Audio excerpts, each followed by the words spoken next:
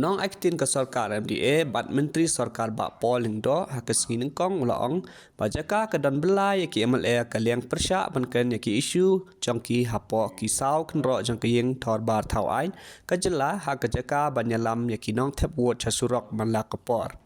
Tangshen ki MLA ke VP ki lap pelong ki jingi syong kelain mengor banda watung kambiang ki ofisar balak syong tait ki balak syak weng no laka yoka yokta. Bak Paul Badairu working president kap UDP ulaong banalor kene kidkot ke liang persya kidairu kidkot bakongsan hagi komiti beper balatung da kaying darbar thau ai.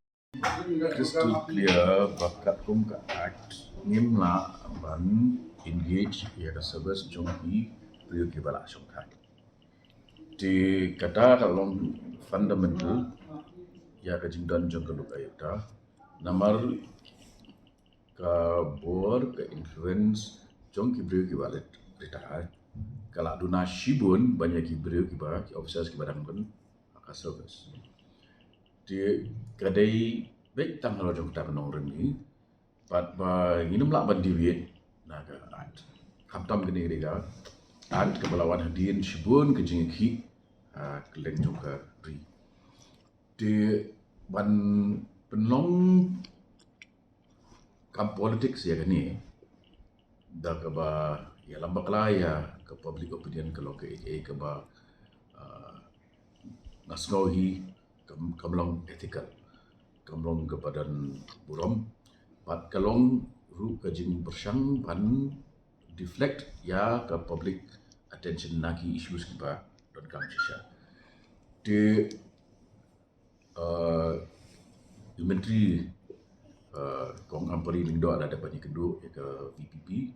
pat hadirin kedua kilapan ru sa kajing kedua baru chief minister ya ke bau ru ula dap menjur. Di ngangek berkata bat kumjuk ke jingdon jong ke assembly session kan la ba kedi kelenti kelat yaki bagi rak yakni ke jingkan bat minum la ban kreni ke ba palat ya ke baka at ka stipulit ki bidan yu ban ang nomor ba kini ki keren si ba ong ba lada weng no ini brio kan kata no ya kita kecing tokit kan kunta kan ban sil no inu ban yadano ha kan ru kam kan shield namar ka look ayuk ta kam day directly hapo jo control the state government pilu platin ni ka day ka jingtmu hi kalong ba ka look ayuk ta kan ai ya kan jing bishar ka balong fair but ba kam day ru ka department ba government department di bat ki officers ki ba serve ham tu ru he served with a specific tenure, but under a certain code of conduct, yaga performance jongki within kalukai yuta. Debat ke jingyakran ke jong apa jong ni ke